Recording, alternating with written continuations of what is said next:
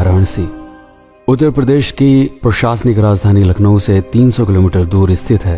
1535 वर्ग किलोमीटर में फैले 42 लाख की सघन आबादी वाला पौराणिक महाजनपद काशी, जिसे आज वाराणसी के नाम से जाना जाता है।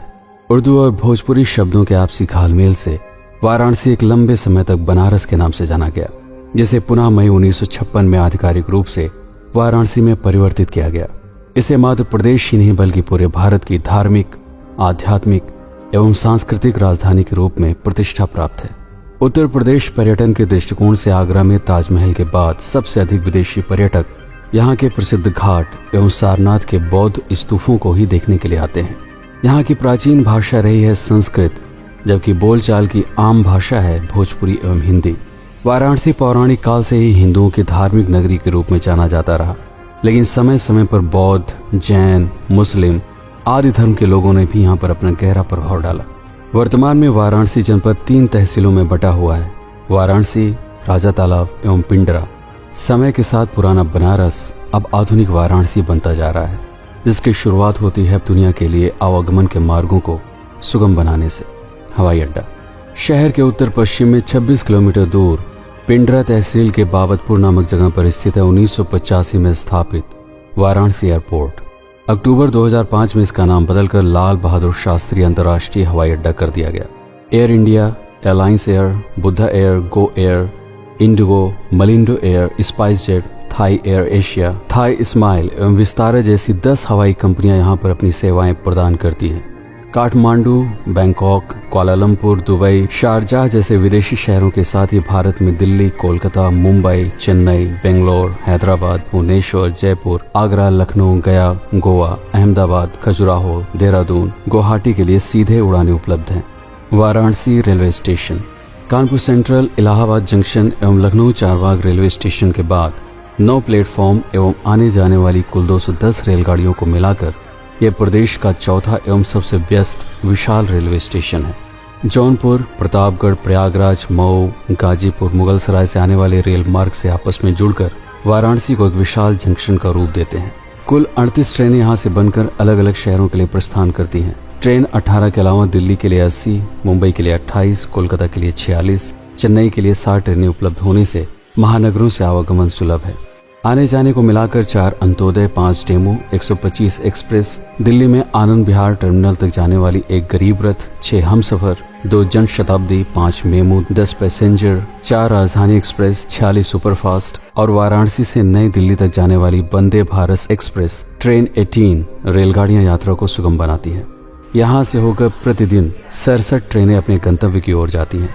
जनपद के भीतर वाराणसी जंक्शन को मिलाकर कुल 20 छोटे बड़े स्टेशन स्थानीय लोगों को वाराणसी शहर से जोड़ते हैं। प्रयागराज की ओर जाने वाले मार्ग पर मंडुआडीह, भूलनपुर, हरदत्तपुर, राजा तालाब, बहेड़वा हाल्ट और निगतपुर को मिलाकर कुल 6 छोटे एवं ग्रामीण स्टेशन हैं। वाराणसी से भदोही, प्रतापगढ़, रायबरेली होते हुए लखनऊ जाने वाले रेलवे मार्ग पर लोहता, चौखंडी, सेवापुरी 3 स्टेशन मौजूद हैं। जौनपुर, सुल्तानपुर की ओर शिवपुर, बीरापट्टी, बाबतपुर, पिंडरा रोड, खालिसपुर 5 ग्रामीण स्टेशन इसे बनारस शहर से जोड़ते हैं। मऊ, गाजीपुर एवं आजमगढ़ की ओर वाराणसी सिटी, सारनाथ, कादीपुर, रजवारी ये 4 स्टेशन जनपद वासियों के लिए यात्रा को सुगम बनाते हैं। वाराणसी से मुगलसराय अर्थात पंडित दीनदयाल उपाध्याय जंक्शन की ओर जाने वाले मार्ग पर मात्र एक स्टेशन जनपद की सीमा क्षेत्र में स्थित है, काशी। सड़क मार्ग। पर्यटन के दृष्टिकोण से बनारस को सड़क यातायात के लिए सुगम बनाने हेतु कई राष्ट्रीय राजमार्ग वाराणसी को अन्य शहरों से जोड़ते हैं।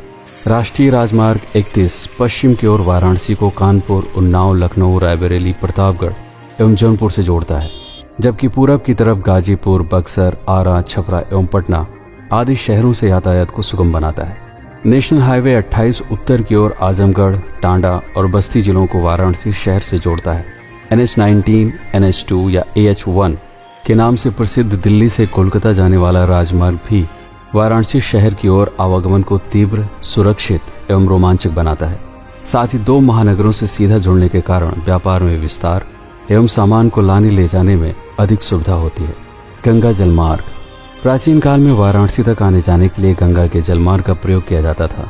आज भी बहुत सारे लोग कोलकाता से नौकाओं के द्वारा 12 दिनों की यात्रा तय करके वाराणसी गैंगेटिक फेरी लाइन पर आगे बढ़ते हुए काशी के भव्य घाटों के अद्भुत दृश्य को परम रोमांच के साथ अनुभव करते हैं। बनारस के घाट। वाराणसी अपने घाटों में मंदिरों के लिए प्रसिद्ध है। पर्यटक यहाँ बनारस की सुबह और नाव की सवारी करने के लिए बड़ी संख्या में आते हैं। लेकिन ये मात्र इस शहर की सुंदरता बढ़ाने के लिए नहीं बनाए गए थे, बल्कि गंगा के विकराल रूप से स्वयं को बचाने के लिए इन्हें बांध के रूप में विकसित किया गया था। संपूर्ण भारत के अलग अलग प्रांतों के राजाओं ने समय समय पर अपना प्रभुत्व स्थापित करने के लिए यहाँ पर घाटों के साथ ही अनेक मंदिरों का भी निर्माण कराया। बनारस के घाट शिक्षा एवं व्यापार के प्रमुख केंद्र थे। सूर्योदय के समय यहाँ पर वेद, पुराण, उपनिषद एवं संस्कृत भाषा का ज्ञान प्राप्त करने वाले छात्रों के लिए गुरुकुल की पाठशालाएं लगा करती थी। दोपहर से लेकर शाम तक यही घाट स्थानीय एवं गंगा नदी में यात्रा करते हुए सुदूर प्रांतों से आने वाले व्यापारियों के लिए मलमल, रेशमी कपड़े, चंदन, इत्र, हाथी दांत एवं शिल्प कला के क्रय विक्रय का प्रमुख केंद्र बन जाते थे। रामनगर किला। गंगा नदी के उस पार रामनगर नामक जगह पर स्थित है बनारस का ऐतिहासिक किला। 18वीं शताब्दी में काशी एक स्वतंत्र राज्य था।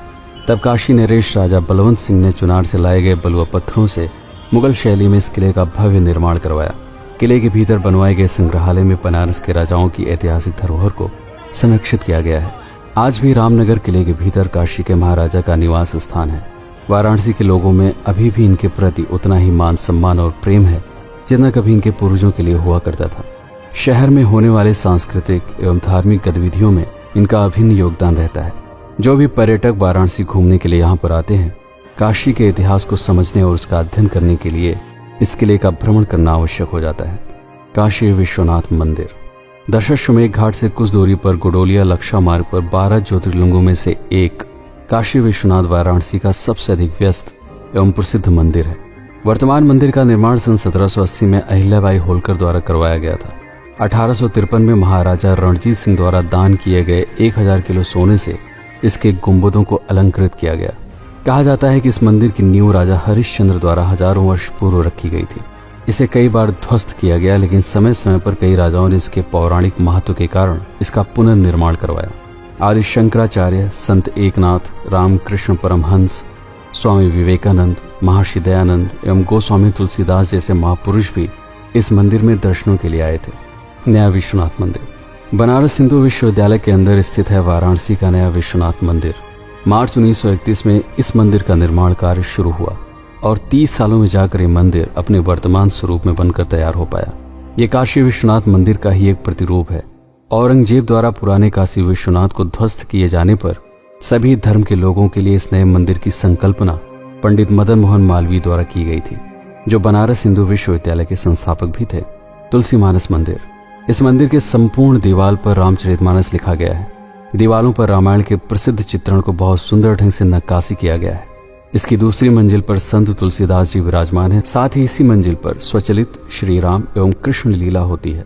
इसके अलावा दुर्गा कुंड मंदिर, बाबा काल भैरव मंदिर, मृत्युंजय महादेव मंदिर, संकट मोचन मंदिर, मार्कंडेय महादेव मंदिर, मां अन्नपूर्णा, भारत माता मंदिर भी दर्शनार्थियों के लिए आस्था का प्रमुख केंद्र है।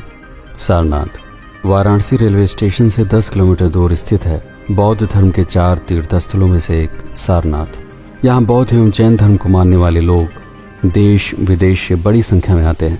प्रमाणित इतिहास के आधार पर 563 ईसा पूर्व लुम्बिनी में जन्मे सिद्धार्थ गौतम ने अपने बीवी, बच्चे एवं राजपाट त्यागने के बाद बिहार में स्थित बोध गया में कठिन साधना एवं अनुभव से प्राप्त ज्ञान का प्रसार करने के लिए अपना प्रथम उपदेश यहीं पर दिया था और गौतम बुद्ध के नाम से पूरे संसार में विख्यात हुए। सारनाथ में भ्रमण योग्य कई स्थान हैं। चौखंडी स्तूप। इस स्थान पर गौतम बुद्ध ने अपने प्रथम 5 शिष्यों को उपदेश दिया था। स्तूप के ऊपर 8 भुजाओं वाला एक गुंबद बना हुआ है, जिसके उत्तरी दरवाजे पर पड़े हुए पत्थर पर फारसी में एक लेख से यह ज्ञात होता है कि टोडरमल के पुत्र गोवर्धन ने सन 1589 ईस्वी में बनवाया था। लेख में वर्णित है हुमायूं ने इस स्थान पर एक रात व्यतीत किया था, जिसकी यादगार में इस बुर्ज का निर्माण संभव हुआ। 1836 में अलेक्जेंडर कनिंघम में 1905 में ओर्टेल के द्वारा इस स्तूप की खुदाई से यह पता चला कि गुप्त काल में इसका निर्माण हो चुका था। धमेक स्तूप। इसकी नींव अशोक के समय में रखी गई थी। इसका विस्तार कुषाण काल में हुआ, लेकिन गुप्त काल में यह पूर्णतः तैयार हो गया था। यह साक्ष्य पत्थरों की सजावट और उन पर गुप्त लिपि में अंकित चिन्हों से निश्चित होता है। इस स्थान पर गौतम बुद्ध ने सबसे पहले धर्म चक्र प्रारंभ किया था, इसलिए इस जगह को धमेक स्तूप के नाम से जाना जाता है। इस स्तूप को 6 बार बड़ा किया गया था, इसके बावजूद भी इसका ऊपरी हिस्सा अधूरा ही रहा। इसकी कुल ऊंचाई 43.6 मीटर है तथा व्यास 28 मीटर। इसके निर्माण में पत्थर और ईंट दोनों का ही प्रयोग हुआ है। मूलगंध कुटी विहार।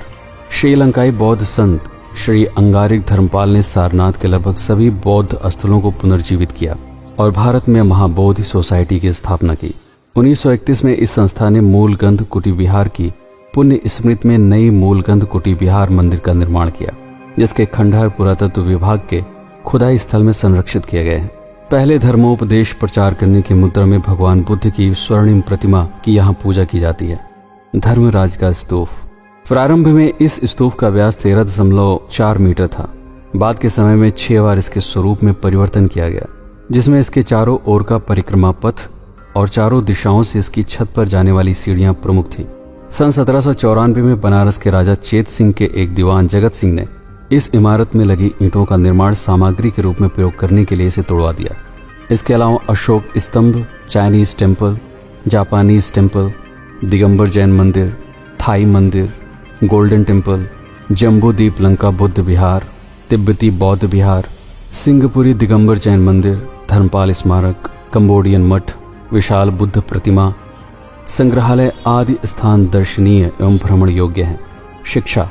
एक महत्वपूर्ण धार्मिक शहर होने के साथ साथ वाराणसी शिक्षा और संस्कृत का भी मुख्य केंद्र है। शहर का Banaras Hindu university BHU Asia का सबसे बड़ा विश्वविद्यालय है। इसके अलावा Mahatma Gandhi Kashi Vidyapith, central institute of higher Tibetan studies और संपूर्णानंद संस्कृत विश्वविद्यालय में भी विदेशों से लोग अध्ययन के लिए आते हैं।